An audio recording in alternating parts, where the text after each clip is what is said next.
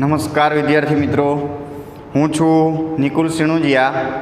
Shri SN વિદ્યાલય પરિવાર વતી e learning પ્રોગ્રામમાં ફરી એક વખત આપ સર્વેનું હાર્દિક સ્વાગત કરું છું. હવે વિદ્યાર્થી મિત્રો, આગળના વિડીયો સુધીમાં આપણે ઓહમ નામના વૈજ્ઞાનિકે વિદ્યુત પ્રવાહ અને વિદ્યુત સ્થિતિમાનનો તફાવત એટલે કે વોલ્ટેજ વી બે વચ્ચે ખરેખર શું સંબંધ છે એ જાણવા માટે એક પ્રયોગ કરેલો અને એ પ્રયોગ પરથી એમને જે તારણો કાઢેલા છે એ તારણો પણ આપણે જોયા. હવે એક વસ્તુ એના પરથી એ નક્કી કરે છે કે ભાઈ હકીકતમાં વિદ્યુત પ્રવાહ અને વોલ્ટેજ વી બંને એકબીજાના સમપ્રમાણમાં છે અને એના પરથી આપણે ઓહમનો નિયમ પણ જોયો. તો હવે આપણે વાત કરવાની છે આજના વિડીયોમાં કે ઓહમનો નિયમ શું છે અને એના પરથી એનું સૂત્ર, એસઆઈ એકમો અને એ નિયમ ખરેખર શું ઉપયોગી બને છે કે એની ઉપયોગિતા કેટલી છે, બરાબર છે, એના પરથી મળતી માહિતીની એ આપણો મેઇન પ્રશ્ન છે. તો ચાલો પહેલાં પ્રશ્ન જોઈએ.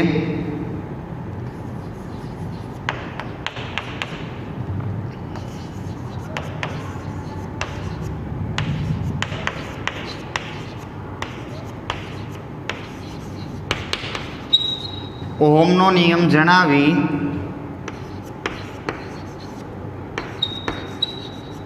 તેનું સૂત્ર, એસઆઈ એકમ અને ઉપયોગિતા જણાવો. હવે આ જે પ્રશ્ન છે એમાંથી કોઈ પણ કટકો આપણને 1 માર્કમાં, 2 માર્કમાં કે 3 માર્કમાં આખો પ્રશ્ન પણ પૂછાઈ શકે છે.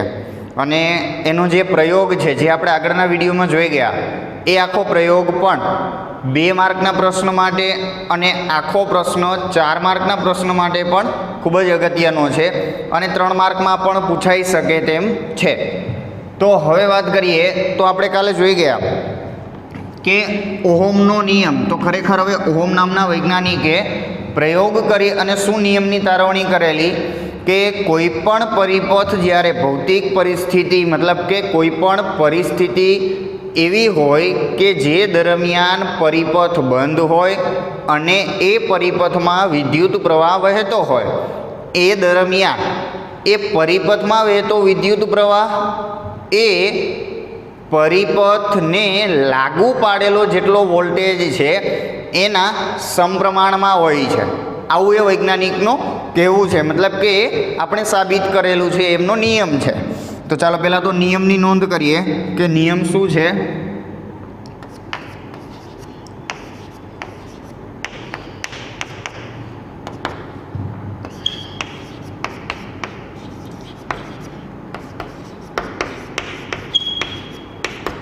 નિશ્ચિત ભૌતિક પરિસ્થિતિમાં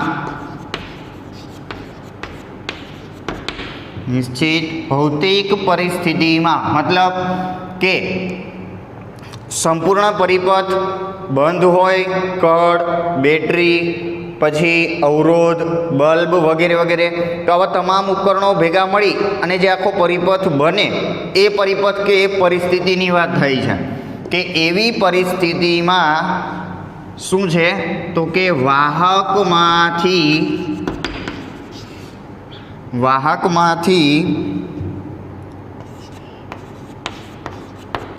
વહેતો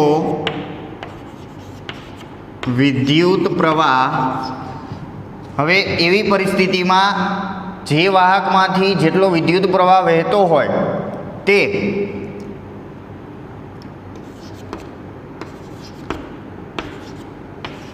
વાહક પર લાગુ પાડેલા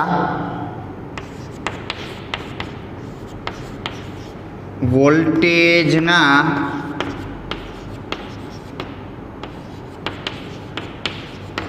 સમપ્રમાણમાં હોય છે. મતલબ કે હવે આ આખો નિયમ છે એ આપણે બહુ સારી રીતે હવે જાણીએ છીએ. તો હવે આપણી પાસે આખા નિયમમાંથી આપણને 2 પોઈન્ટ જાણવા મળે છે કે પરિપથમાં વહેતો વિદ્યુત પ્રવાહ એ પરિપથમાં જેટલો વોલ્ટેજ લાગુ પાડવામાં આવે એ બંને એકબીજાના સમપ્રમાણમાં હોય છે. તો હવે એના પરથી આગળ શું કહી શકાય કે વિદ્યુત પ્રવાહ નિયમ પરથી શું કહીશું કે વિદ્યુત પ્રવાહ એટલે એની સંજ્ઞા છે I, જે વોલ્ટેજના સમપ્રમાણમાં છે. તો આપણે એવું લખી શકાય કે I ચલે છે V. હવે આનો મતલબ એવો થાય કે બંને ભૌતિક રાશિ એકબીજાના સમપ્રમાણમાં છે. જો કોઈ પણ રાશિમાં વધારો થાય તો સામે બીજી રાશિમાં પણ વધારો થાય છે. જો એક રાશિમાં ઘટાડો થાય તો બીજી રાશિમાં પણ ઘટાડો થાય છે. તો હવે અહીંયા ખરેખર વિદ્યુત પ્રવાહ જે ઉદ્ભવે છે પરિપથની અંદર એ પણ કોના કારણે ઉદ્ભવે છે એ આપણે જાણીએ છીએ કે ભાઈ પરિપથને જેટલો વોલ્ટેજ આપવામાં આવે કે લાગુ પાડવામાં આવે એના પ્રમાણમાં એ પ્રવાહ છે એ પરિપથમાં વહે છે. એટલે કે વોલ્ટેજને આધારે પ્રવાહનું નિર્માણ થાય છે એ આપણે જાણીએ છીએ. તો આપણે હવે અહીંયા એમ લખવું હોય તો લખી શકાય કે એટલે કે વોલ્ટેજ ચલે છે પ્રવાહ. તો હવે આ ચલે છે ની નિશાની દૂર કરીએ અને જો આપણે બંને વચ્ચે બરાબરની નિશાની મૂકવી હોય તો આપણે 9મા ધોરણમાં ગણિત વિજ્ઞાન બંને વિષયમાં ભણી ગયા છીએ કે જો ચલે છે ની નિશાની આપણે દૂર કરવી હોય તો એ જગ્યાએ આપણે કાંઈક ને કાંઈક અચળાંક લેવો પડે છે. અને 1-2 બાબતો એવી પણ તમે ભણી ગયા છો કે અચળાંકની જે કિંમત છે એ ખરેખર સાવ ઓછી હોય છે, નહિવત હોય છે. તો હવે કહેવાનો મતલબ કે ચાલો આપણે આ જગ્યાએ અચળાંક શું લેશું અને ચલને દૂર કરી અને બંનેને બરાબર દર્શાવી શકાય. તો હવે આપણે અહીંયા આમ કહી શકાય કે વોલ્ટેજ V બરાબર અચળાંક ગુણ્યા I. હવે અહીંયા વાત રહી અચળાંકની. તો આપણે અહીંયા અચળાંક તરીકે લેશું અવરોધ R. એટલે કે પરિપથનો જે અવરોધ છે એ અવરોધ R ને આપણે અહીંયા અચળાંક તરીકે લઈએ છીએ. તો હવે જો સૂત્ર શું બને છે કે V બરાબર અચળાંકની જગ્યાએ R મૂકીએ અને ગુણ્યા I. તો આપણું સૂત્ર શું બની જશે એટલે કે વોલ્ટેજ V બરાબર આમ લખી શકાય IR. તો આ થઈ ગયું આપણું સૂત્ર. હવે આ V બરાબર IR માંથી આપણા માટે નવી રાશિ કઈ છે તો કે વોલ્ટેજ અને વિદ્યુત પ્રવાહ વિશે તો આપણે જાણીએ છીએ. અવરોધ છે એ આપણા માટે નવી રાશિ છે. તો હવે અહીંયા એ અવરોધ છે જે આપણને અચળાંકમાંથી મળેલો છે એ. તો હવે જો અવરોધને સૂત્રનું કરતાં બનાવીએ તો R બરાબર સૂત્ર શું બને છે તો R બરાબર કંઈક આવું સૂત્ર બને છે કે અવરોધ R બરાબર I છે એની સાથે ગુણાકારમાં છે, સામે જાય તો ભાગાકારમાં, એટલે કે V/I. હવે અહીંયા આ મળી ગયું આપણને અવરોધનું સૂત્ર. શું છે અવરોધનું સૂત્ર. હવે અહીંયા આપણે જાણીએ છીએ કે વોલ્ટેજ અને વિદ્યુત પ્રવાહ બંનેનો જો SI એકમ આપણે જાણતા હોઈએ તો એના પરથી બંનેનો SI એકમ એની જગ્યાએ મૂકીએ તો અવરોધનો SI એકમ આપણને મળે છે. તો ચાલો પહેલાં તો હવે આપણે અવરોધનો SI એકમ શું છે એ મેળવી લઈએ. તો હવે એના માટે શું કરીશું તો કે વોલ્ટેજ અને વિદ્યુત પ્રવાહ બંનેની જગ્યાએ એનો SI એકમ મૂકીએ તો શું બને છે તો વોલ્ટેજનો SI એકમ શું છે વોલ્ટ V. વિદ્યુત પ્રવાહનો SI એકમ શું છે એમ્પિયર.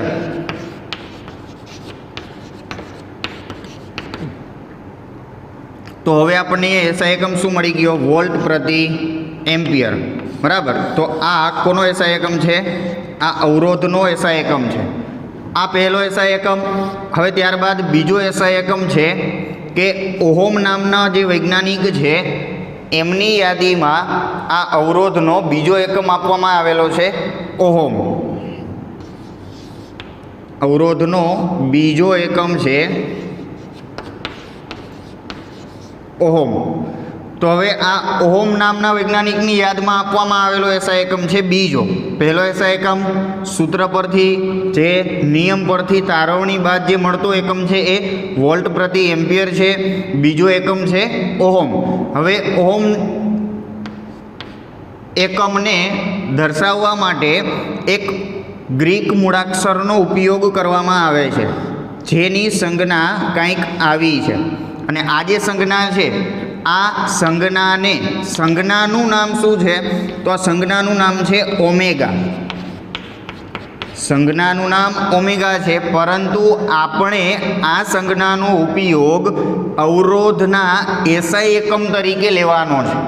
એટલે કે હવે ટૂંકમાં કહું તો હવે જ્યારે આપણે કોઈ પણ જગ્યાએ અવરોધની ગણતરી કરીએ કે અવરોધનો ઉપયોગ કરીએ, અથવા તો તમે પણ ટેક્સ્ટબુકની અંદર ઘણા બધા પેજ ફેરવી અને જોયું હશે કે આવી નિશાની હશે કે દાખલામાં અથવા તો કોઈ પણ જગ્યાએ, તો આનો મતલબ શું થાય કે આ 5 ઓહમ અવરોધ દર્શાવે છે. શું દર્શાવે છે? 5 ઓહમ અવરોધ. આપણે અહીંયા આ સંજ્ઞાને શેના તરીકે લઈએ છીએ? અવરોધની સંજ્ઞા, એટલા માટે. ચાલો, તો હવે અહીંયા આપણો બંને એકમો આપણી પાસે છે. તો હવે જો બંને એસઆઈ એકમો હોય તો આપણે આગળ જોઈ ગયા એ રીતે આપણે 1 એમ્પિયરની વ્યાખ્યા આપી ગયા, બરાબર. તો એવી જ રીતે 1 વોલ્ટની વ્યાખ્યા પણ આપણે આપી. તો આવી રીતે આગળ હવે જો આના માટે આપણે વ્યાખ્યા આપવી હોય તો 2 એસઆઈ એકમો છે આપણી પાસે, તો બંનેની જો સરખામણી કરીએ તો શું બને છે? તો બંનેની સરખામણી કરતાં આપણી પાસે કંઈક આવી કિંમત આવે છે કે 1 ઓહમ બરાબર શું કહેવાય? તો આના પરથી અહીંયા કિંમત મૂકીએ કે 1 વોલ્ટ અપોન 1 એમ્પિયર. હવે આના પરથી આપણી પાસે 1 ઓહમની, મતલબ કે 1 ઓહમ અવરોધની વ્યાખ્યા જણાવો. આગળ મેં તમને કીધેલું કે કદાચ આપણને એવું ના કહીએ કે વિદ્યુત પ્રવાહની વ્યાખ્યા જણાવો, પરંતુ એમ કહીએ કે 1 એમ્પિયરની વ્યાખ્યા જણાવો. તો એના માટે આપણે જે સૂત્ર પરથી ગણતરી કરેલી અને જે વ્યાખ્યા મેળવેલી, એવી જ રીતે એકમો પરથી પણ એની જેમ જ આ રીતે એકમ પરથી પણ વ્યાખ્યા પૂછી શકાય છે. હવે એમ પૂછે કે 1 ઓહમ અવરોધની વ્યાખ્યા જણાવો. તો આ 1 ઓહમ અવરોધની વ્યાખ્યા જણાવવા માટે સૂત્રમાં જ આપણે બંને એસઆઈ એકમોનો ઉપયોગ કરી અને વ્યાખ્યા મેળવી શકીએ છીએ. તો કે હવે કઈ રીતે? તો હવે આપણે જાણીએ છીએ કે જ્યારે પરિપથમાં વોલ્ટેજ લાગુ પાડીએ ત્યારે વિદ્યુત પ્રવાહ મળે છે. તો આપણે વોલ્ટેજથી શરૂઆત કરીશું કે કોઈ પણ પરિપથમાં 1 વોલ્ટનો વોલ્ટેજ આપતા 1 એમ્પિયર જેટલો વિદ્યુત પ્રવાહ વહે છે, ત્યારે એ પરિપથનો અવરોધ 1 ઓહમ છે તેમ કહેવાય. તો આ થઈ ગઈ સ્પષ્ટ શબ્દોમાં 1 ઓહમની વ્યાખ્યા. તો ચાલો પહેલાં તો આપણે એની નોટ કરી લઈએ.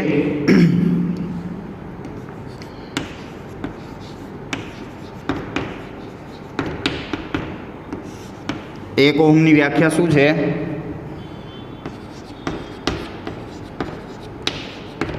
પરિપથમાં 1 વોલ્ટનો વોલ્ટેજ લાગુ કરતા જો 1 એમ્પિયર વિદ્યુત પ્રવાહનું વહન થાય તો તેનો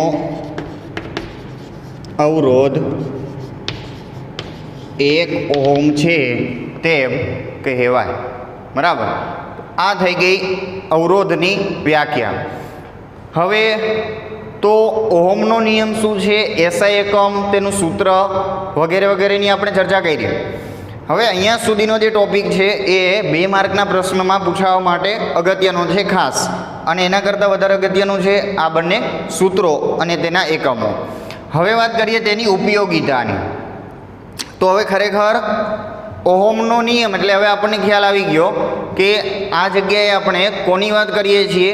તો કે આ અવરોધની. બરાબર. તો કે હવે અવરોધ એટલે શું? ટૂંકમાં કહીએ તો અવરોધ એટલે સીધો એનો એવો અર્થ કહી શકાય કે પરિપથમાં વિદ્યુત પ્રવાહ જે વહે છે એની અટકાયત કરે છે. મતલબ કે એ વિદ્યુત પ્રવાહનો જે માર્ગ છે એમાં અવરોધ ઉદ્ભવે છે. મતલબ કે વિદ્યુત પ્રવાહને શું કરે છે, એની ગતિ છે એની ગતિને ધીમી પાડે છે. આ એનું એવું કામ છે, બરાબર, આપણી સીધી ભાષામાં. હવે તો એની ઉપયોગિતાની આપણે વાત કરવી છે, તો આપણે પહેલેથી જ વાત કરીએ.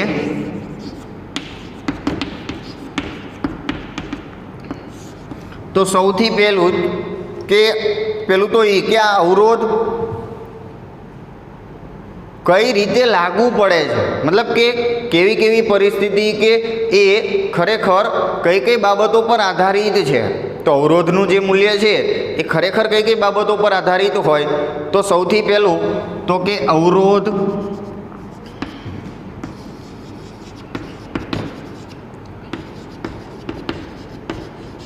પદાર્થની જાત પર. પદાર્થની જાત એટલે કે એ વિદ્યુતનો સુવાહક છે, અવાહક છે, ધાતુ છે, અધાતુ છે, મિશ્ર ધાતુ છે, વગેરે વગેરે. તો આ થઈ ગઈ પદાર્થની જાત. તો એક અવરોધ પદાર્થની જાત પર આધારિત છે. ત્યારબાદ આવી જ રીતે પદાર્થના કદ પર. જેટલું કદ વધારે એ પ્રમાણે અવરોધ છે એ વધારે ઓછો હોઈ શકે છે. ત્યારબાદ અન્ય પરિબળો એટલે કે તાપમાન પણ ગણી શકાય. તો આવા જે પરિબળો છે એના પર અવરોધ છે એ આધારિત છે. હવે વાત કરીએ કે આપણે હમણાં મેં કીધું એમ કે અવરોધની આપણે સીધી અને સિમ્પલ વ્યાખ્યા આપવી હોય તો શું આપી શકાય? અવરોધ શું કામ કરે છે? પરિપથમાં વિદ્યુત પ્રવાહની ગતિને અવરોધે છે. મતલબ કે એની ગતિ ધીમી પાડે છે. એને આપણે ટૂંકા શબ્દોમાં અવરોધ કહીએ છીએ. તો હવે એમ પણ વિચારી શકાય કે વિદ્યુત પ્રવાહની ગતિ ખરેખર કોના લીધે છે? કે મુક્ત ઇલેક્ટ્રોનની ગતિને કારણે. તો જો હવે આપણે વધુ સ્પષ્ટતા કરવી હોય તો એમ કહી શકાય કે મુક્ત ઇલેક્ટ્રોનની ગતિ એટલે કે વિદ્યુત પ્રવાહની ગતિને જે અવરોધે છે તેને આપણે શું કહીશું? અવરોધ. બરાબર. એટલે કે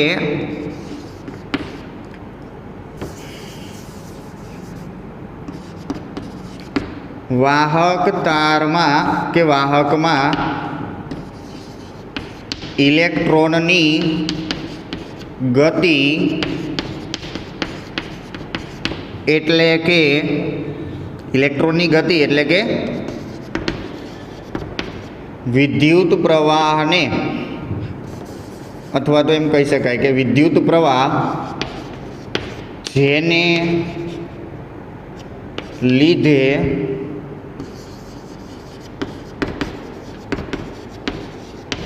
અવરોધાય છે તેને અવરોધ કહે છે. બરાબર. હવે આગળ વાત કરીએ વિદ્યુતના સુવાહકોની. તો હવે જેટલા વિદ્યુતના સુવાહકો હોય તો હવે વિચારો કે જેટલા વિદ્યુતના સુવાહકો છે તો એ દરેકની અંદર મુક્ત ઇલેક્ટ્રોનની સંખ્યા વધારે છે. કારણ કે સીધું એમ કહેવું હોય તો કહી શકાય કે સુવાહકો એટલે આપણે અત્યારે દાખલા તરીકે ધાતુ પદાર્થો ગણી લઈએ. ધાતુ પદાર્થોની બાહ્યતમ કક્ષામાં કેટલા ઇલેક્ટ્રોન હોય છે? 1, 2 કે 3. તો હવે જો એ સરળતાથી ગુમાવવાની વૃત્તિ ધરાવે છે એવું આપણે જાણીએ છીએ, તો જ્યારે ધાતુની રચના થાય ત્યારે એ ઇલેક્ટ્રોન બાહ્યતમ કક્ષામાંથી છૂટા પડી અને ધાતુમાં અસ્તવ્યસ્ત ગતિ કરે છે. આવું આપણે જાણીએ છીએ. એટલા માટે એમ કહી શકાય કે સુવાહકોમાં આવા ઇલેક્ટ્રોનની સંખ્યા છે મોટા પ્રમાણમાં હોય છે. ઇલેક્ટ્રોનની સંખ્યા મોટા પ્રમાણમાં છે તો જ્યારે પરિપથમાં જોડીએ ત્યારે ઇલેક્ટ્રોનની ગતિ પણ વધે. જો ગતિનું પ્રમાણ વધારે તો વિદ્યુત પ્રવાહનું પ્રમાણ પણ વધારે. અને એટલા માટે કહી શકાય કે સુવાહકોમાં અવરોધ કેવો હોય છે? ઓછો હોય છે. એટલે કે આપણે હવે જો ટૂંકમાં એમ કહેવું હોય કે એના માટે વાક્ય રચના લખવી હોય તો હવે શું લખી શકાય? તો એ જોઈએ.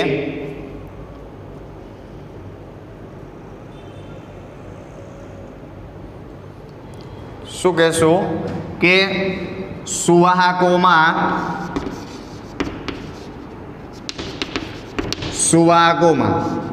શું છે કે મુક્ત ઇલેક્ટ્રોનની સંખ્યા કેવી છે? વધારે. સુવાહકમાં મુક્ત ઇલેક્ટ્રોનની સંખ્યા વધુ છે એટલા માટે શું કહેવાય? તો કે તેમાં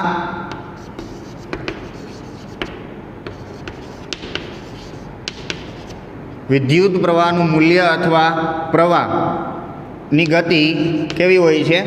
વધુ હોય છે. તો હવે જો વધારે વિદ્યુત પ્રવાહનું વહન કરી શકતા હોય કોણ છે? સુવાહકો.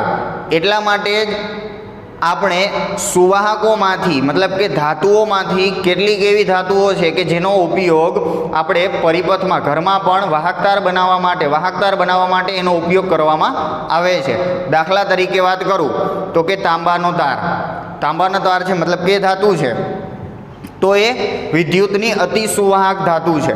તો એ શું કરે છે કે એ વધુ સુવાહક છે મતલબ કે સંખ્યા વધુ, વિદ્યુત પ્રવાહનું મૂલ્ય મતલબ કે ગતિ પણ વધુ.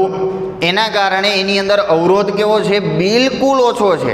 એટલે આપણે એનો ઉપયોગ ક્યાં કરીએ છીએ? તો એવા વાહક તારનો ઉપયોગ આપણે ક્યાં કરીએ છીએ? તો કે વાહક તાર બનાવવા માટે, એવા સુવાહક પદાર્થોનો ઉપયોગ વાહક તાર બનાવવા માટે કરવામાં આવે છે. એટલે કે આપણે અહીંયા દાખલા તરીકે લઈએ તો કે તાંબાના તારનો ઉપયોગ વાહક તાર બનાવવા માટે કરવામાં આવે છે. તો આ થઈ ગઈ સુવાહકોની વાત. હવે આવી જ રીતે અવાહકો માટે વિચારો, બિલકુલ આનું વિરુદ્ધ. સુવાહકોમાં મુક્ત ઇલેક્ટ્રોનની સંખ્યા વધારે, કારણ કે મેં તમને હમણાં કીધું એમ કે બાહ્યતમ કક્ષામાં 1, 2 અને 3 ઇલેક્ટ્રોન છે જે ગુમાવવાની વૃત્તિ ધરાવે. જ્યારે અવાહકોમાં શું છે કે 5, 6 અને 7 ઇલેક્ટ્રોન હોય છે, જેથી એ ગુમાવવાની વૃત્તિ નહીં પરંતુ મેળવવાની વૃત્તિ ધરાવે છે. એટલે કે એમાં મુક્ત ઇલેક્ટ્રોનની સંખ્યા કેવી હોય છે? નહીવત, મતલબ કે ઓછા પ્રમાણમાં, બિલકુલ ઓછા પ્રમાણમાં હોય છે. તો કે મુક્ત ઇલેક્ટ્રોનની સંખ્યા ઓછી, અને અહીંયા નહીવત લખવું હોય તો પણ લખી શકાય. બરાબર. સંખ્યા કેટલી છે? બિલકુલ ઓછી છે. એના કારણે વિદ્યુત પ્રવાહનું વહન થતું નથી. તો હવે જો એના કારણે વિદ્યુત પ્રવાહનું વહન ન થતું હોય મતલબ કે આપણે એને શું કહીએ છીએ? અવાહક છે. તો એવા અવાહકોનો ઉપયોગ આપણે ક્યાં કરીએ છીએ આપણા વ્યવહારિક જીવનમાં? આમાં જેમ કીધું કે સુવાહક છે, વધારે પ્રવાહનું વહન કરે છે, તો એટલા માટે એનો ઉપયોગ વાહક તાર બનાવવા માટે થાય. બિલકુલ એની જેમ અવાહક હોય તો અવાહકનો ઉપયોગ ક્યાં થાય? તો હવે દાખલા તરીકે તો આપણે એનો ઉપયોગ દાખલા તરીકે પ્લાસ્ટિક, રબર, આ બધા જે અવાહકો છે તો તેનો ઉપયોગ વાહક તારના પડ બનાવવા માટે, પડ અથવા તો કવર અથવા કવચ પણ કહેવાય. તો વાહક તાર હોય, કોઈ પણ વાહક તાર આપણે જોજો તો એમાં લાલ અને કાળા રંગનું પ્લાસ્ટિકનું પડ જોડાયેલું હોય છે. તો હવે જગ્યાએ પ્લાસ્ટિક જ કેમ? તો એના પાછળનું કારણ આ છે કે અવાહક છે એટલે કે એમાં પ્રવાહ પસાર થતો નથી. એટલા માટે એનો ઉપયોગ ક્યાં થાય? તો એ વાહક તાર પર લગાવવા માટે, જોડવા માટે. હવે વાત કરીએ આગળ મિશ્ર ધાતુની. તો હવે મિશ્ર ધાતુમાં આપણે આગળ એક મિશ્ર ધાતુ ભણી ગયા, નિક્રોમ. તો મિશ્ર ધાતુ જે છે એ અવરોધક તાર તરીકે ઉપયોગમાં લેવામાં આવે છે પરિપથની અંદર. હવે અવરોધક તાર તરીકે એટલે કે આપણે જાણી જોઈ અને જ્યારે પરિપથમાં પ્રવાહ ઓછો કરવો હોય એ દરમિયાન એ અવરોધક તારનો ઉપયોગ કરવામાં આવે જેથી પ્રવાહનું મૂલ્ય ઘટે છે. બરાબર. એટલે કે આ રીતે મિશ્ર ધાતુ છે એ અવરોધક તાર તરીકે કામ આવે છે. અને એમાં દાખલા તરીકે લખવું હોય તો આપણે કાલે જોઈ ગયા કે નિક્રોમ, બરાબર, નિકલ, ક્રોમિયમ, મેંગેનીઝ અને આયર્નની મિશ્ર ધાતુ, તો એનો ઉપયોગ ક્યાં કરવામાં આવે છે? અવરોધક તાર તરીકે. હવે વાત કરીએ ચલિત અવરોધની. આ બધા મુદ્દાઓમાં એક મુદ્દો એ પણ જોઈન્ટ કરવો હોય તો કરી શકાય, કારણ કે અવરોધની ઉપયોગિતાની આપણે વાત કરીએ છીએ તો ચલિત અવરોધનો મુદ્દો પણ લેવો હોય તો લઈ શકાય. જે આપણે આગળ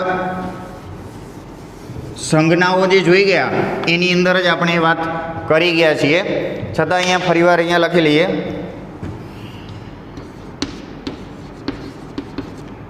ચલિત અવરોધ. તો ચલિત અવરોધ એટલે શું? આપણે જાણીએ છીએ કે પરિપથની અંદર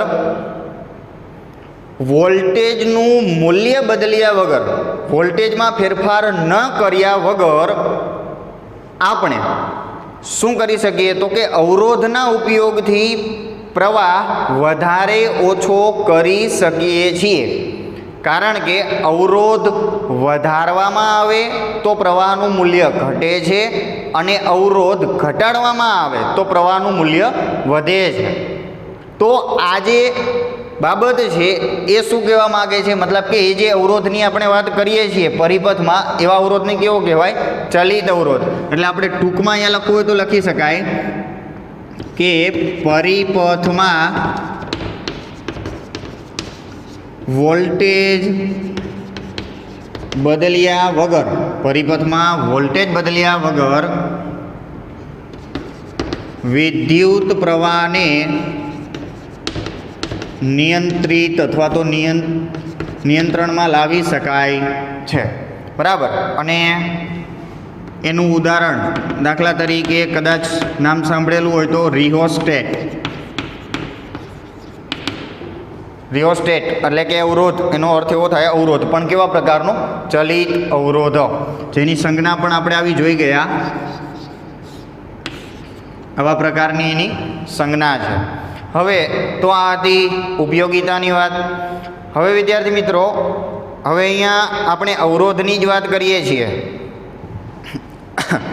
તો હવે ખરેખર આપણને અહીંયા જે આ છેલ્લો પોઈન્ટ જે છે મેં તમને હમણાં કીધું કે અવરોધ વધારે કરીએ ઓછો કરીએ તો એનાથી પ્રવાહમાં ફેર પડે છે. ખરેખર એવું બનતું હશે કે નહીં, કે ખરેખર એવું બને કે ના બને, તો એની ચકાસણી કરવા માટે આપણને એક પ્રવૃત્તિ આપેલી છે. હવે જો તમારી પાસે ટેક્સ્ટબુક હોય તો ટેક્સ્ટબુકને સાથે રાખી અને આપણે એ પ્રવૃત્તિ સમજવાની છે. તો ચાલો જોઈએ આગળ. પ્રવૃત્તિ નંબર 12.2. હવે આપણે આ પ્રવૃત્તિમાં શું કરવાનું છે પહેલાં એ કહી દઉં તમને કે આપણે આ પ્રવૃત્તિ એટલા માટે જ કરવાની છે કે પરિપથની અંદર જુદા જુદા અવરોધોને મૂકી અને આપણે નક્કી કરવાનું છે કે ખરેખર વિદ્યુત પ્રવાહનું મૂલ્ય બદલાય છે કે કેમ. એટલે કે વોલ્ટેજમાં ફેરફાર કર્યા વિના અવરોધ બદલી અને આપણે તપાસવાનું છે કે શું ખરેખર અવરોધના બદલવાથી કે વધારે ઓછા અવરોધને જોડવાથી વિદ્યુત પ્રવાહના મૂલ્યમાં કાંઈ ફેરફાર થાય છે કે કેમ. એના માટેની પ્રવૃત્તિ છે. તો હવે એના માટેની જે પ્રવૃત્તિ છે એ આપેલી છે, એ પ્રવૃત્તિ નંબર 12.2. હવે એ જોઈએ અને એની અંદર કઈ રીતની પરિસ્થિતિ છે એ વાંચી અને એના પ્રમાણે આપણે પહેલાં તો પરિપથ તૈયાર કરીએ.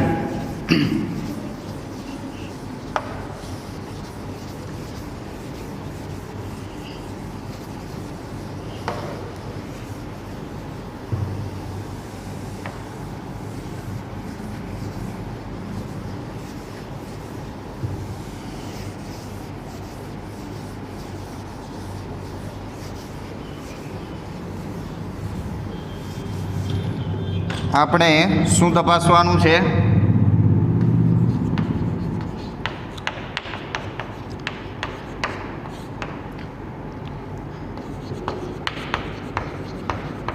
પરિપથમાં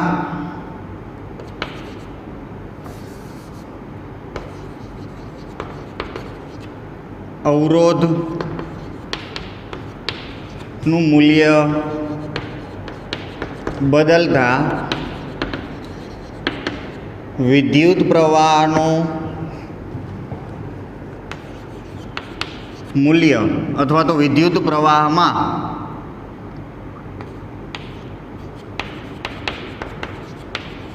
બદલાય છે કે કેમ તે ચકાસવું. હવે ખરેખર આપણો જે આ છેલ્લો પોઈન્ટ છે એના એ જ વસ્તુ આપણે ચકાસવાની છે. એ ચકાસણીની જ આપણી આગળની પ્રવૃત્તિ છે. શું છે કે અહીંયા મેં તમને કીધું કે ચલિત અવરોધ મતલબ કે પરિપથમાં વોલ્ટેજ ન બદલો, અને જો અવરોધ બદલવામાં આવે તો એના માટે આ ચલિત અવરોધનો ઉપયોગ કરવામાં આવે છે. પણ ખરેખર શું છે કે અવરોધ આપણે વધારે ઓછો કરીએ એનાથી પણ વિદ્યુત પ્રવાહમાં વધારો ઘટાડો થાય છે. તો હવે ખરેખર વધારો ઘટાડો થાય છે કે કેમ એની ચકાસણી માટેની આપણી આગળની પ્રવૃત્તિ છે. તો ચાલો જોઈએ હવે આ પ્રવૃત્તિ દરમિયાન આપણે શું કરવાનું છે. તો કે જરૂરી એવા સાધનો અને આપણને આકૃતિ આપેલી છે કે આપણે 1.5 વોલ્ટની 4 જેટલી બેટરી લેવાની છે. વિદ્યુત પ્રવાહ ચકાસવો છે એટલે સ્વાભાવિક છે કે આપણે શું કરવાનું રહેશે તો કે એક એમીટરની જરૂર પડશે. હવે એ ઉપરાંત અલગ અલગ અવરોધો મૂકી અને આપણે શું કરીએ છીએ કે અલગ અલગ અવરોધો મૂકી અને પ્રવાહની નોંધ કરવી છે. તો અલગ અલગ અવરોધો માટે 3 પ્રકારના અવરોધો આપણે લેવાના છે. એમાંનો એક છે નિક્રોમનો તાર, એક 10 વોટનો બલ્બ અને એક છે ટોર્ચ બલ્બ. આ ત્રણેય બલ્બ અને ત્રણેય જે તાર છે એ અલગ અલગ છે, એટલે કે દરેકનો અવરોધ પણ અલગ અલગ હોય. તો હવે એ દરેકને આપણે એક પરિપથ તૈયાર કરીએ અને એ પરિપથમાં 2 બિંદુઓ વચ્ચે વારાફરતી જોડતું જવાનું છે અને 3 પરથી જે કાંઈ પણ અવલોકન મળે છે એ અવલોકનની આપણે નોંધ કરવાની છે. તો ચાલો પહેલાં તો આપણને જે પરિપથ આપેલો છે એ પરિપથ તૈયાર કરીએ.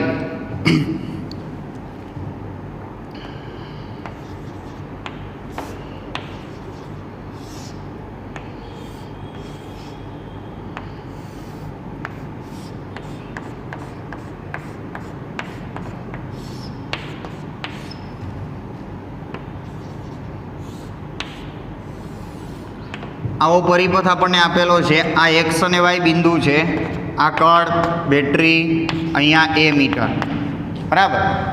હવે આ જગ્યાએ ખુલ્લા પરિપથની જગ્યાએ આપણે 3 વસ્તુઓ મતલબ કે 3 એવા અવરોધક તારો લેવાના છે. હવે એમાંનો પહેલો આપણને આપેલું છે નિક્રોમનો તાર.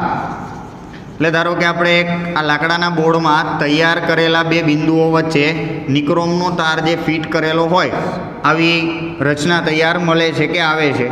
આની રચના છે. આ બાજુ ફરતું બાજુ જે છે એ લાકડાનું કટકો છે, એની અંદર આ તાર છે ફિક્સ કરેલો હોય છે.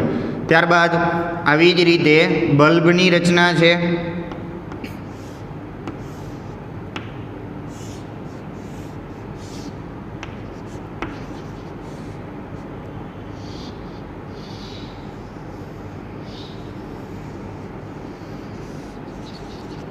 બરાબર.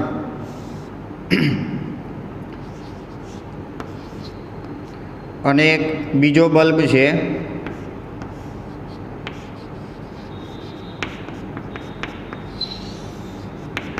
આ રીતની આપણને 3 આકૃતિઓ આપેલી છે, બરાબર. એક ટોર્ચ બલ્બ અને એક 10 વોટનો બલ્બ. હવે આપણે 3ને વારાફરતી મૂકીએ તો 3ને વારાફરતી મૂકી અને કળ ચાલુ કરી અને દરેક વખતે એ મીટરનું જો અવલોકન કરવામાં આવે તો હવે આપણે જે સાબિત કરવાનું છે એ આપણને ખ્યાલ આવી જશે કે શું પ્રવાહનું મૂલ્ય બદલાય તો શું કહી શકાય કે હા, અવરોધ બદલવાથી પરિપથમાં પ્રવાહનું મૂલ્ય બદલાય છે, બરાબર. હવે અહીંયા આગળ તો હવે જો ખરેખર જ્યારે આ પ્રવૃત્તિ છે કરવામાં આવી એ દરમિયાન જોવામાં આવ્યું તો આ 3 અવરોધોને જ્યારે પરિપથમાં જોડવામાં આવે છે એ દરમિયાન 3 વખતે એ મીટરનું જે વાંચન છે મતલબ કે એ મીટર છે એ શું કરે છે તો કે વિદ્યુત પ્રવાહ છે એનું મૂલ્ય છે એ દરેક વખતે બદલાય છે. તો હવે દરેક વખતે બદલાય છે એનો મતલબ શું થયો કે અવરોધને કારણે વિદ્યુત પ્રવાહનું મૂલ્ય વધારે ઓછું બને છે, બરાબર. તો હવે એના પરથી આપણે અવલોકન કાઢી અને કહી શકાય, જેમ આપણે અહીંયા કીધું કે સુવાહક છે, અવાહક છે, બરાબર. તો હવે આ જ વસ્તુને આપણે આ પ્રવૃત્તિ પરથી જો આપણે રજૂ કરવી હોય તો કઈ રીતે કરી શકીએ? તો આપણે એક વસ્તુ છે કે એક પોઈન્ટ આપણે પછી એ રીતે નોટ કરવો હોય તો કરી શકાય કે હવે આપણે એ તારને મતલબ કે એ વાહક તારને આપણે નક્કી કરવો છે કે એનો અવરોધ કેવો છે, એના પરથી એને કેવો કહેવાય, સુવાહક કહેવાય, અવાહક કહેવાય કે વિદ્યુતનો મંદવાહક કહેવાય કે અવરોધ જ કહેવાય, બરાબર. તો એ કઈ રીતે નક્કી કરશું? તો હવે પહેલાં તો આપણે વિચારીએ. તો આપણે જે આ પ્રવૃત્તિ સમજી ગયા એના પરથી જ આ પોઈન્ટ નક્કી કરવાના છે. પહેલું કે જો વાહક તાર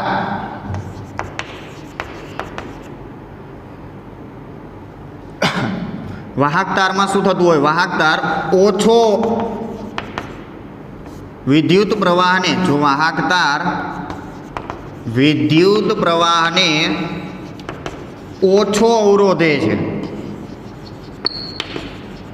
ઓછો એટલે કે નહિવત, બિલકુલ ઓછો અવરોધતો હોય, મતલબ વિદ્યુત પ્રવાહની ગતિ જેટલી હોય એ ગતિને સહેજ જ ધીમી પાડે છે, મોટો ફેરફાર મળતો નથી એ પ્રવાહની ગતિમાં, બરાબર.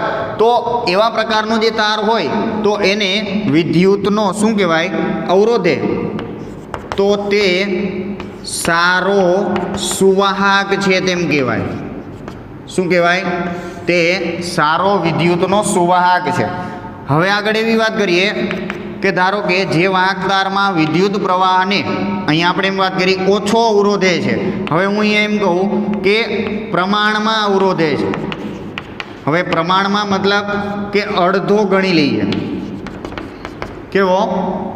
બિલકુલ ઓછો તો એ વિદ્યુતનો સારો વાહક કહેવાય. જો પ્રમાણમાં અવરોધે છે, અડધો વિદ્યુત પ્રવાહને અવરોધે છે તો શું કહેશું આપણે? તો એને અવરોધક, અવરોધક તાર. તો શું કહેવાય? અવરોધક તાર કહેવાય. આવી જ રીતે